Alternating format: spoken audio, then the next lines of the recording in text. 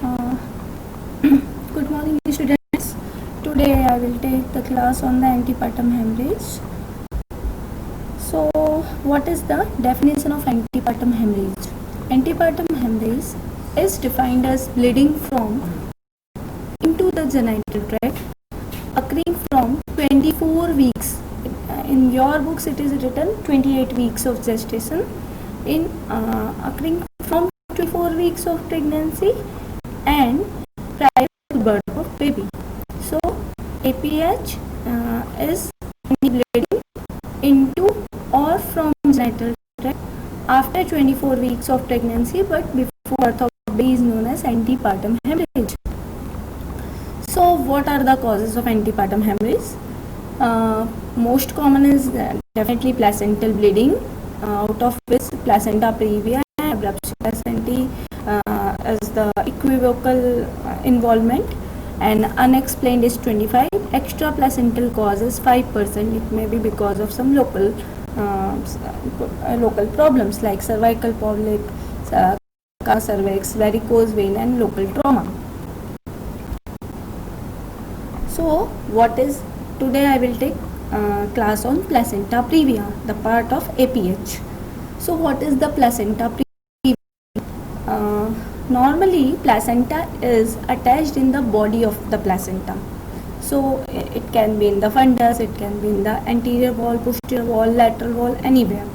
But in placenta previa you can see it is attached to the lower uterine end. If it is attached in front of the internal os, then that's why it is called as previa. Previa is in front of. So when it is attached in front of the internal os, it is known as placenta previa. So what is the definition of the placenta previa? Placenta previa is defined as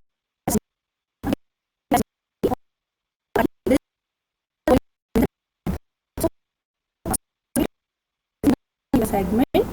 That's why it is placenta previa.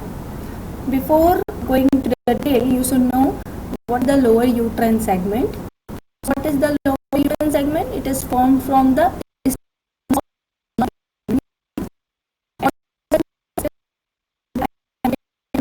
histological internos. I think I told you in previous classes. So between the anatomical internal os and histological internal os, it is around 0.5 centimeter, is known as isthmus. During pregnancy, it expands. Expansion starts at around 20 weeks, and at term it becomes around 7 to 10 centimeters.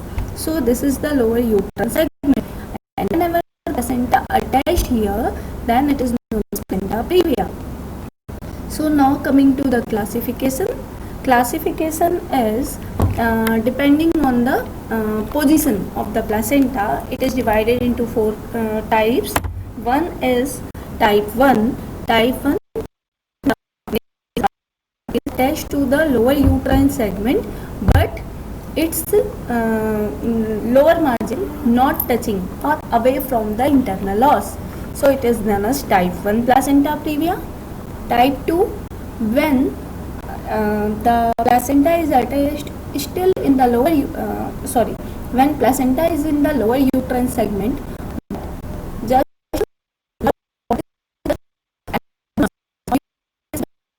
internal os. So that's why it is also called as virginal placenta previa. So it is type 2 placenta previa. Type 3, when it covers or incompletely covers the internal os, then it is known as type 3, and type 4 is complete loss. On clinical basis, you can divide this classification into 2 types: mild Grise type 1 and type 2 anterior, if placenta is anterior and in the lower uterine. Major degree is type 2 posterior, type 3 and type 4. So why type 2 posterior is kept in the major degree, I am telling you that this is also known as dangerous placenta previa. So reasons we have to tell this type 2 posterior placenta previa to the dangerous placenta previa, because major part is in posterior lower uterine segment, that is around the sacral promontory. So this part is occupied by the placenta, so it prevents the engagement of the head or prevents the engagement of any presenting part. So whenever there is a abruption or if there is any bleeding, so it will be not compressed because presenting part is up. Normally what happen, presenting part presses the placenta and helps in stopping bleeding. So in this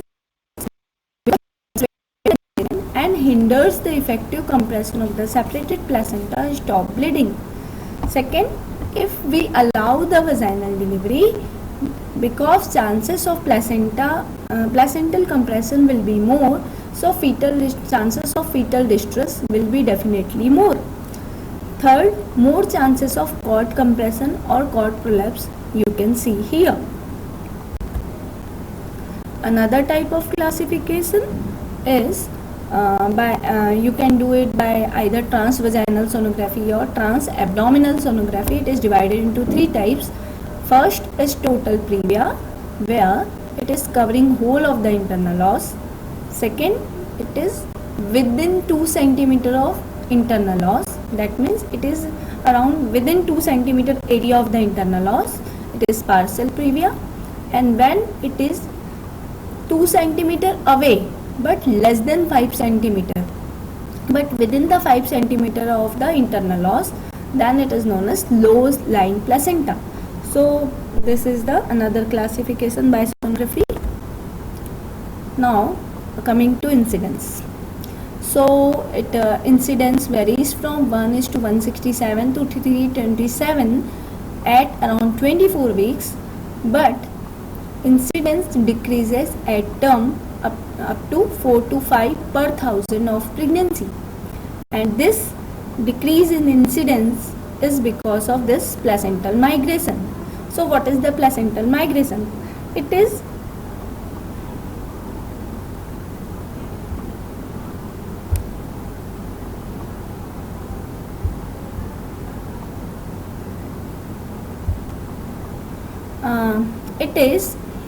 so what is the placental migration? Placental migration is the apparent migration of the placenta, where it moves from the lower uterine segment to the body of the uterus, and it appears, it is not real, it is apparent migration because of the growth of the lower uterine segment, and because trophoblastic activity of the placenta moves towards the fundus, that's why it appears that placenta is moving towards the fundus. So this is the placental migration.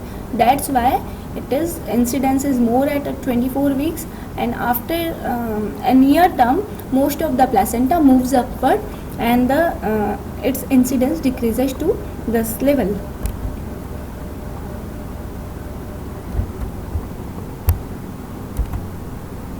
So now coming to risk factor. What are the risk factor?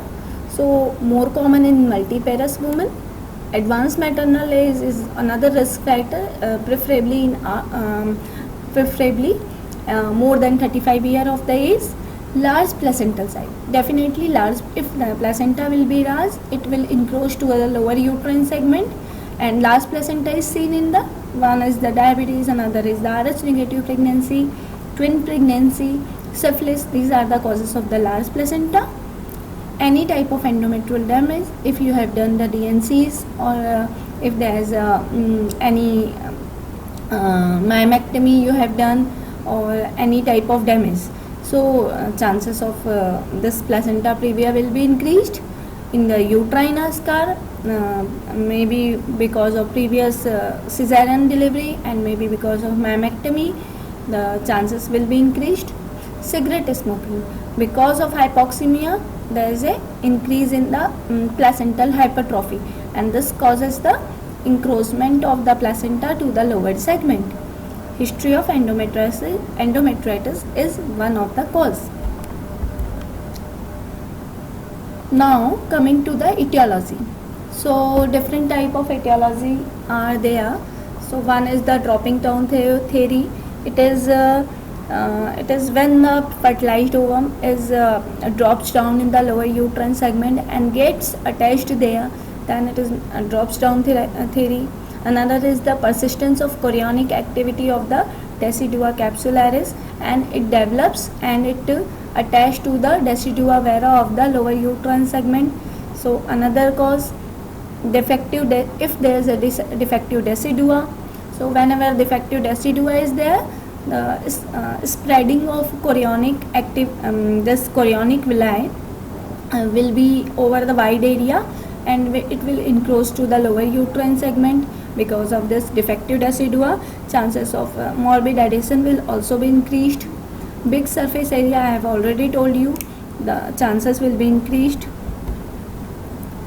So what are the placental pathological anatomy?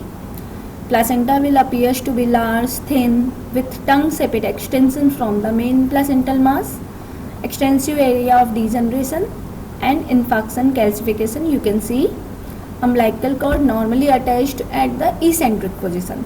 In this type, you can see even battledore placenta. Battledore placenta is attachment of cord at the margin of the placenta, that is known as battledore placenta. Another is the filamentous. When it is attached to the membrane of the placenta, then it is known as filamentous placenta.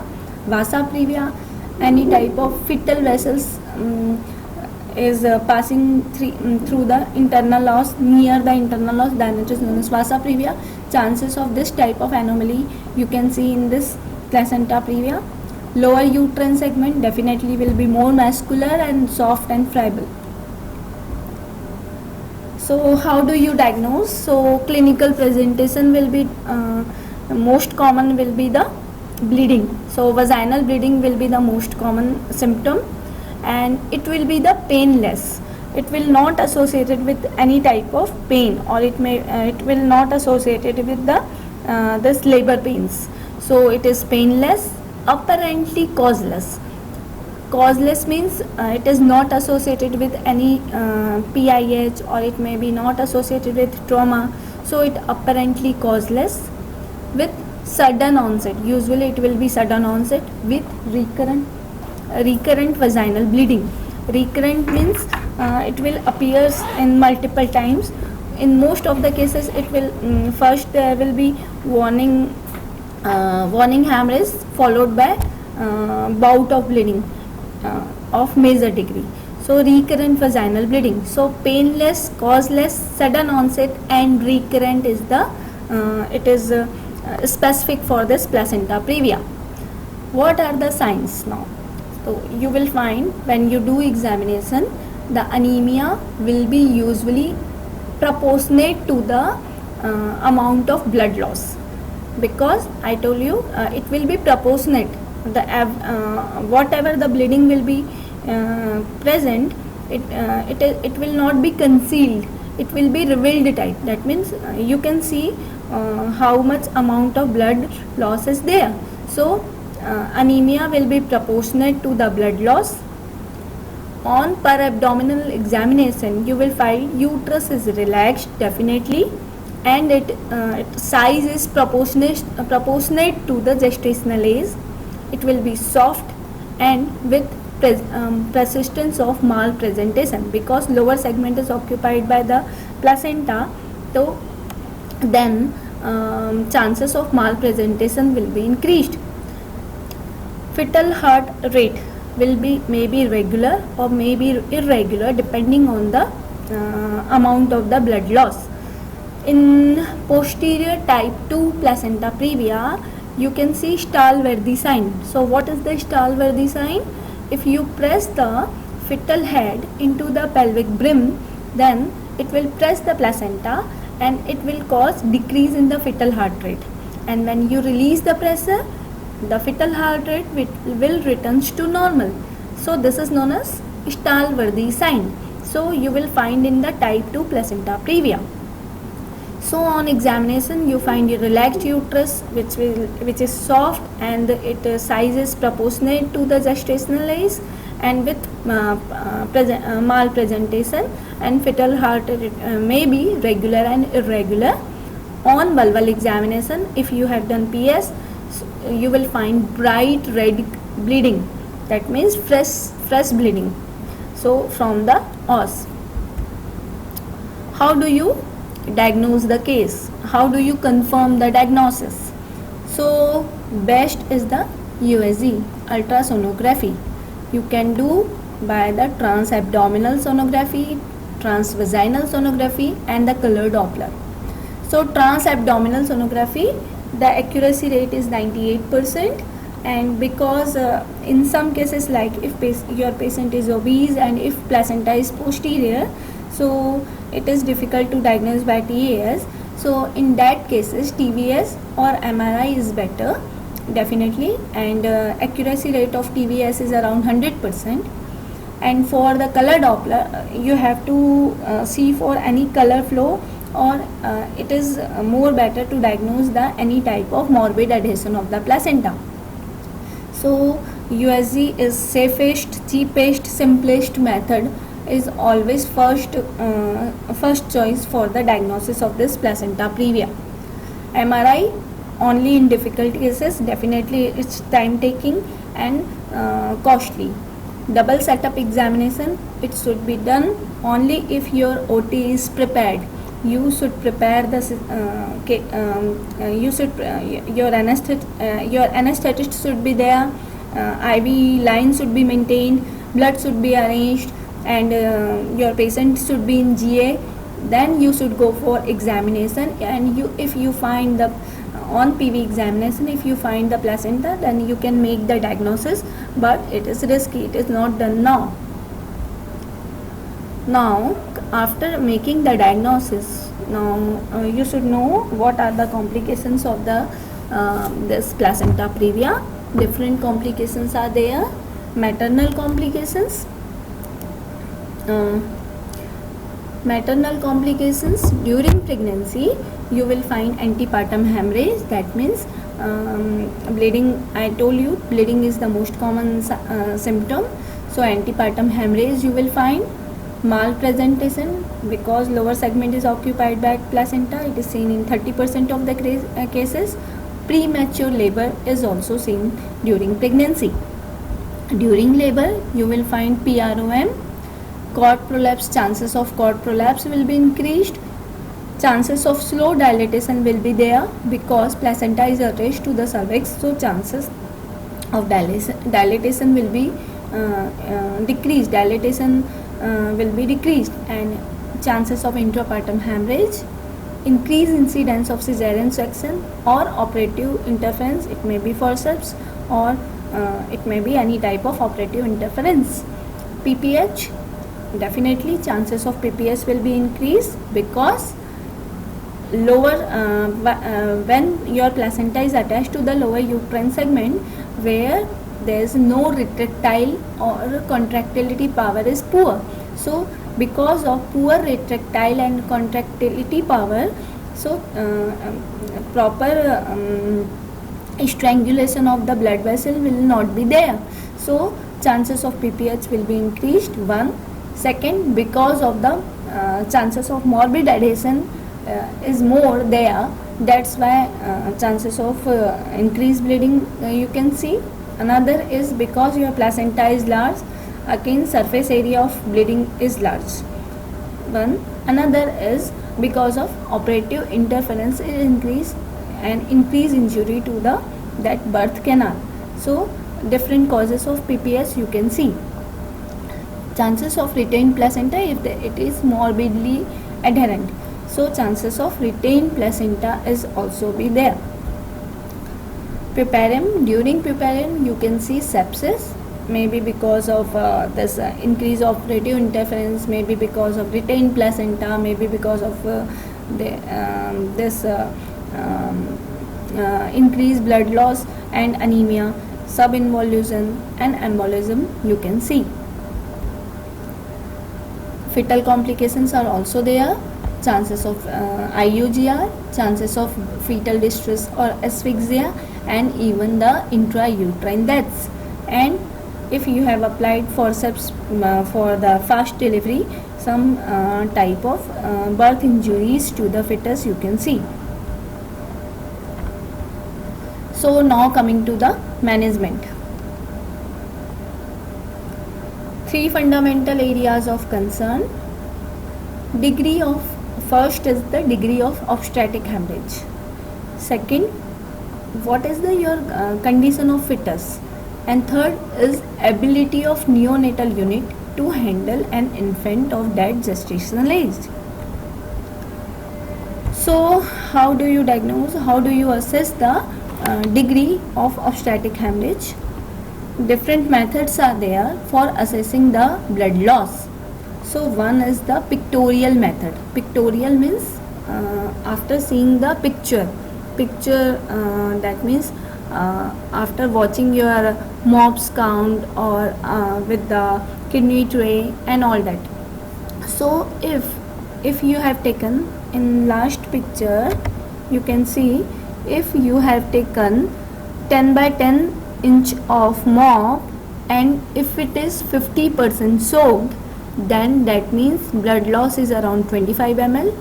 If it is 75% soaked, that means blood loss is 50 ml. If it is fully soaked, it is 75 ml. If it is fully soaked with dribbling of blood from it, that means it is 100 ml. So this is from mop. You can even dry it and you can weight the blood. 1 kidney tray of blood is 1000 ml. You can, under drapes you can use and directly measure the blood loss. So this is the pictorial method how you can assess the blood loss. Another method, after watching the vitals of this patient, you can assess how much is the blood loss. So if pulse rate is less than 100 beats per minute and blood pressure is normal, respiratory rate is normal, urine output is more than 30 ml per hour, that is normal, and CNS symptom is also normal, that means blood loss is less than 750 ml, that means less than 15%. If pulse rate is between 100 to 120 beats per minute, blood pressure is reduced now, and respiratory rate is 20 to 30 per minute, and urine output is decreased between 20 to 30 ml per hour, and now your patient is anxious, then it is 15 to 30% of loss, that is 750 to 1500 ml of blood loss. If pulse rate again increased to 120 to 140 and blood pressure still reduced with respiratory rate increased by 30 to 40 per minute, and urine output is progressively decreasing by 5 to 15 ml per hour, and your patient is confused, that means it is 30 to 40% of loss, that is 1500 to 2000 ml of loss. Type 4, that is more than 40%, more than 2000 ml loss, your patient pulse rate will be more than 140 sorry, blood pressure will be, your patient will be in the shock, and respiratory rate will be more than 40, urine output will be negligible, and your patient will be looking lethargic. So this is the another method how you can assess the blood loss. Another method, if you have hemoglobin pre-delivery and after delivery, you can take the sample and go for blood test, how much decrease in the hemoglobin level, you can assess by this also.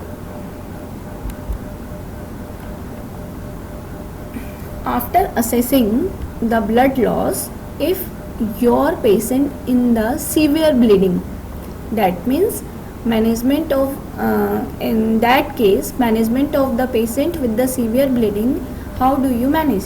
So first you should hospitalize, definitely you should go for intensive monitoring and care, you should give oxygen inhalation, you should maintain wide bore cannula, or you should maintain IV line with the wide bore cannula, do investigation like CBC, grouping, cross matching for arrangement of the blood, you should go for the renal function test, kidney function test, and definitely coagulation profile. If your patient is in the severe loss, patient may land up into the DIC also, so you should go for that coagulation profile also. You should maintain the IV line and give intravenous fluid, and definitely blood transfusion should be done. So IV cannula, different gauges are there. You should use the white gauge cannula, orange, grey and the green. You should not use the this blue or pink one. You should use IV fluid, crystalloid you should use. You should not use colloids. So RL or NS should be preferred. Different type of bloods are there, so you can according to your the blood report, you can use the whole blood, which is in the pack of 450 ml, and hemoglobin in it is 12 gram per 100 ml, and hematocrit in it is 35 to 45%. In it there is no functional platelet, no labile coagulation factor, and here the transfusion should be started within 30 minutes of removal from the refrigerator, and transfusion should be completed within the 4 hour of the commencement. You, in spite of either you can use whole blood or either you can use RCC. This is red cell concentrate or packed red cell, that means plasma reduced blood. It is in the pack of 150 to 200 ml of red cell, and most of the plasma has been removed. Hemoglobin in it is 20 gram per 100 ml, and hematocrit is more, 55 to 75%. Even you can use red cell suspension. It is also in the pack of 150 to 200 ml and with minimal residual plasma, and hemoglobin in it is 15 gram per 100 ml, and hematocrit is 50 to 70%. If in your report, if you have find your platelet is also reduced, your patient is in DIC, you can use the platelet concentrate. It may be single donor unit or pool unit. Single donor unit is platelet prepared from one donation, and pool unit is prepared from 4 to 6 donor. So it is in the pack of 150 to 300 ml, and if your patient is in if your patient's platelet is less than 50,000, then you should use the platelet concentrate. If your patient is in the coagulation defect, that is in DIC, if patient's INR is increased, then you have to use FFP, that is fresh frozen plasma, and it contains the normal plasma level of stable clotting factors, albumins and immunoglobulin and factor VIII, at least 70% of normal fresh plasma level. It is in the pack of 200 to 300 ml, and because it should be used within 6 hours of thawing. Fine. So these are the different types of blood and blood products. So you can use whole blood, RCC, red cell suspension, platelet according to report, or FFP according to report. So before going into detail, you should know what is the massive blood transfusion, because your patient in the severe blood loss, if you have given how much amount is known as massive blood transfusion, which can cause the problems to your patient. So you should know about this. So what is the massive blood transfusion? Various definitions are there. If replacement of one entire blood volume, that is 5 liter, within 24 hours, if you have given the blood and blood products of around 5 liter within 24 hours, or if it is more than 10 unit of packed red cell in 24 hours, if it is more than 4 unit of packed red blood cell in 1 hour, or replacement of 50% of total blood volume within 3 hours, is known as massive blood transfusion. Some protocols are also there. So if you have to give this type of transfusion, then you should maintain the ratio of 1:1:1 or 2:1:1. That means RBC, FFP and platelet ratio it should be maintained within this limit. Otherwise your patient will end up into the DIC or different type of problems of massive blood transfusion. So now you have you have hospitalized the patient, you have given the oxygenation, you have given the RL, that is crystalloid, you have maintained the this wide bore cannula and given the RL, and you have given the blood. Then what should be the target of resuscitation? How much blood I have to give? So for this, these are the targets of resuscitation. If your patient, because your patient was in the shock, right? So you have to maintain the mean arterial pressure is around 60 mm of mercury and systolic pressure between 80 to 100 mm of mercury. If your patient is hypertensive, your target should be high. Your hemoglobin should be maintained between 7 to 9, INR should be less than 1.5, heparinase level should be more than 1.5 to 2, platelet should be more than 50,000, MPS should be maintained between this 7.35 to 7.45, and core temperature should be maintained about 35 degree, and base deficit should be less than 3. So these are target of resuscitation. Your urine output should be maintained more than 30 ml per hour. This is the normal urine output. If it is not coming, then you have to give the Lasix, that is furosemide of 20 to 40 mg in bolus. After resuscitating the mother part, after resuscitating the maternal shock, you have to go for fetal evaluation. So do the sonography, assess the fetal number, position, because usually they are in the malpositions and malpresentations, estimate the weight, and go for the fetal heart tracing and do non-stress test whether baby's condition is okay or not. So do the NST. So after assessing the after resuscitating the maternal shock and after assessing the fetal condition, you should go for definitive management. And definitive management in severe blood loss is only and only cesarean section under general anesthesia with your incision in the uterus is definitely low transverse or vertical incision, because lower part is occupied by the placenta previa. You have to take, if a placenta was removed, if bleeding from that placental bed, then you have to take bed sutures also, and you may have go for that stepwise devascularization, that is uterine artery ligation. Here you have to do uterine artery ligation. Here you have to go for ovarian artery ligation, and even if required you may go for the internal iliac artery ligation, and sometimes cervicoischemic suture you have to take.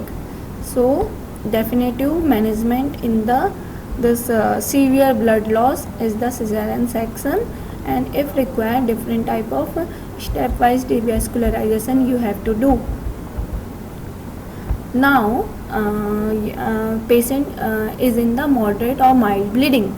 with moderate bleeding. If a patient is above 36 weeks of pregnancy, then deliver it by cesarean section. But if your patient is less than 36 weeks of pregnancy, then go for injection betamethasone for fetal lung maturity, and do intensive monitoring for 24 to 48 hours. If bleeding is still present, then go for termination of pregnancy with a proper arrangement, I have told you already. And if patient condition is okay, if bleeding is not there, you can go for even expectant management. So less than 36 say 6 week, you have given betamethasone, you have done monitoring, and your patient is now okay, you can go for expectant management. Now management of the mild bleeding. So in this cases we can go for direct expectant management. So what are the criteria to go for this expectant management? So one and most important criteria is no active bleeding, and patient pregnancy should be less than 37. If it is more than 37, why to wait? Then you should terminate it. So no active bleeding, pregnancy should be less than 37 weeks of the pregnancy, patient should be hemodynamically stable, patient should not be in the shock. FHS, definitely fetal part should be okay, FHS should be good, NST should be reactive, and in your institution there should be round the clock availability of blood should be there, and availability of cesarean section should be there. So then only you can go for expectant management.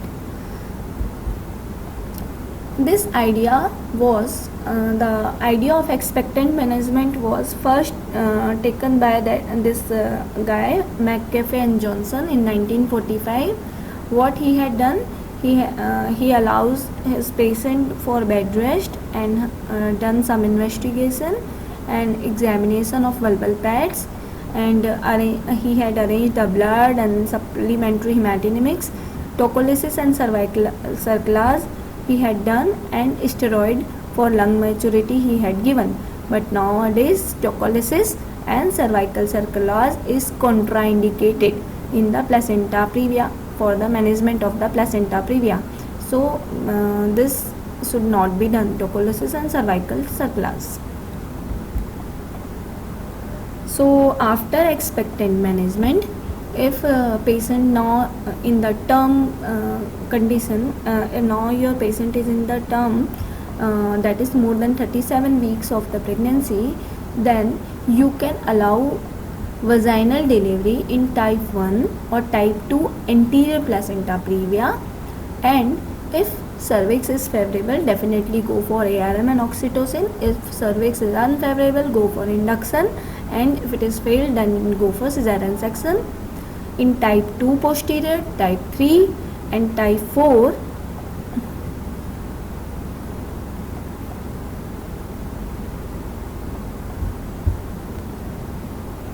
हाँ sir ले जा रहा हूँ, इसे नीचे को बंद हो गया था, ऊपर आया हूँ थोड़ा सा। ठीक है, thank you. So definitive management, because of some problem it was stopped. So we will continue with the definitive management of the mild bleeding. So delivery in type 1 and type 2 we can allow for vaginal delivery, and if cervix is favorable, go for ARM and oxytocin. Unfavorable, then go for induction. Failed, then go for the cesarean section. If it is in type 2 posterior, type 3 and type 4, you can go for direct cesarean section. Now coming to the morbidly adherent placenta. So what is morbid adhesion of the placenta? Normally the placenta is attached to the endometrium, but it is not adhered. Nita-Buch's membrane is present, then it is not adhered. So it is normal attachment of the placenta. When it is attached to the endometrium, here the membrane is absent, that Nita-Buch's membrane, and it is attached, A for attached. So So it is known as placenta accreta attached to the endometrium. So it is accreta when it is incorporated into the myometrium in. So increta, it is known as incorporated in myometrium, it is known as placenta increta, and when it is crossed the that serosa part, then it is known as percreta. So this is known as different type of morbidly adhered placenta, and incidence is 1 in 2500 of pregnancies. So how do you make the diagnosis of morbidly adherent placenta? So grayscale sonography, on sonography you will find, that means plain sonography, you will find the different placental lacunae, you will find the thinning of myometrium because it is already taken up by this placenta, loss of ureteroplacental clear space, there will be no clear space between the placental tissue and that uterine surface or uterine wall, protrusion of placenta into the bladder, even you can see this, and increased vascularity of uterine serosal bladder intersurface. So on sonography you will find these findings. On Doppler sonography you will find the turbulent flow to the lacunae. MRI, to find out parametrial invasion in the ureteral involvement. If your Doppler finding and sonography finding is ambiguous or it is not confirmative, then only you can go for MRI. Then it can find the parametrial invasion of ureteral involvement, you can see. If it is already involved the bladder, already invaded the bladder, you should go for ureteric, pre-op you should go for ureteric stenting, so that you could not cut the ureter, you could not injure the ureter. And even pre-operatively you should go for the uterine artery embolization, that means some gelatin material is, क्या हो रहा है?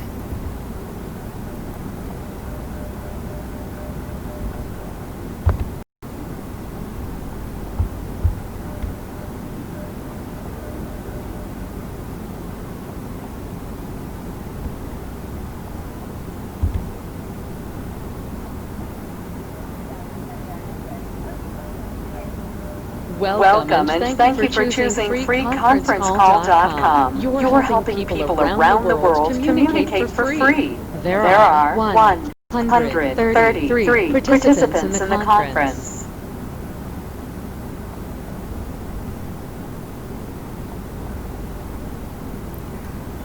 So uterine artery embolization you can go for this, and some gelatin material is introduced into the uterine artery through this catheter.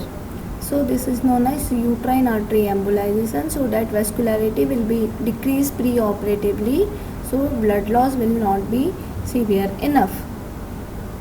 Okay.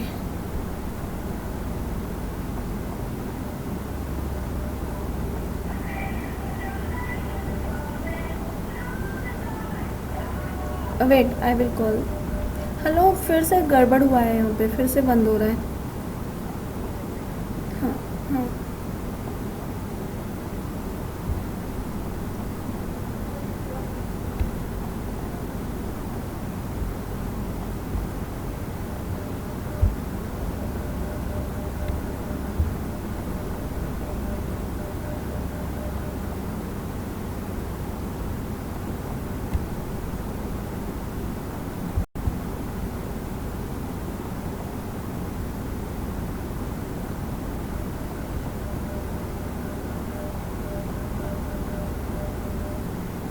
Yeah, I think I am audible now.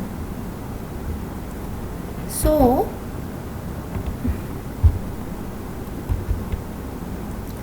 uterine artery embolization, I told you pre-operatively you should go for uterine artery embolization, so that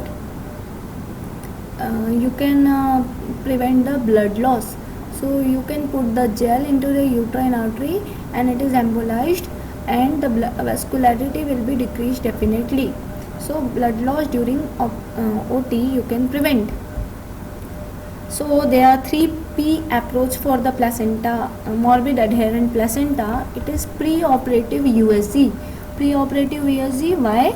Because during this you can assess where is the localization. You can go for relocalization of the placenta, and you should do the incision in the upper part of the placenta. You should not cut the placenta to prevent the bleeding. And for this morbid adherent placenta, theory is that you should not try to remove the placenta by yourself. If it is coming, then only you can remove the placenta, otherwise left it. So the reason behind it is you can prevent the bleeding. So you should not cut the placenta. So before that you should know what is the location of the placenta. So do the sonography pre-operatively to localize the placenta. I told you you can do pre-operative arterial balloon catheter, that is uterine artery embolization, and during OT if required you can go for, if it is localized, hello हाँ आ रहा है अब, हाँ okay pardon. So I told you if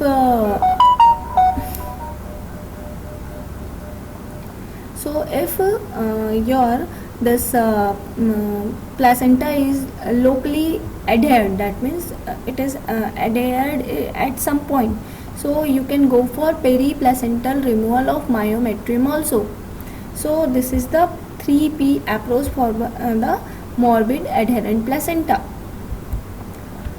For morbid adherent placenta, it is always nightmare for obstetrics.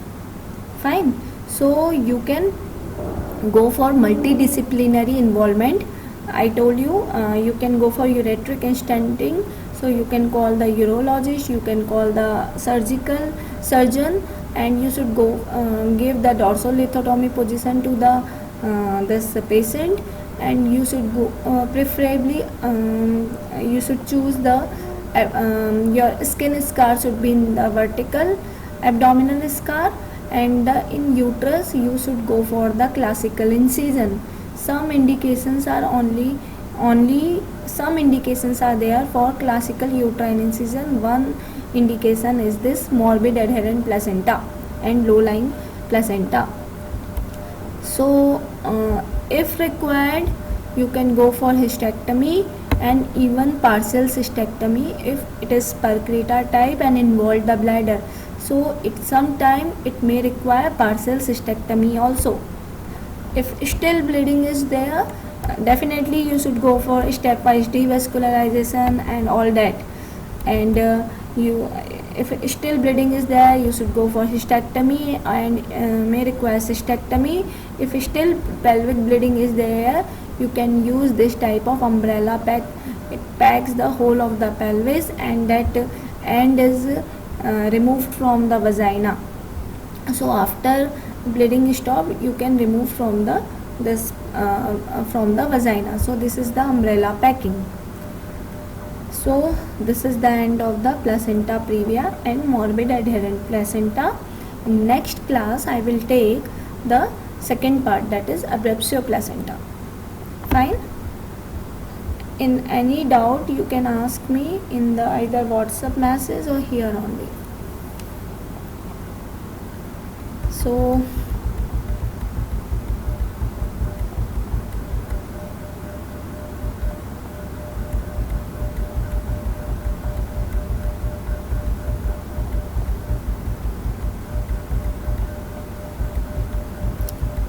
I think now the next class is at 10:15 na?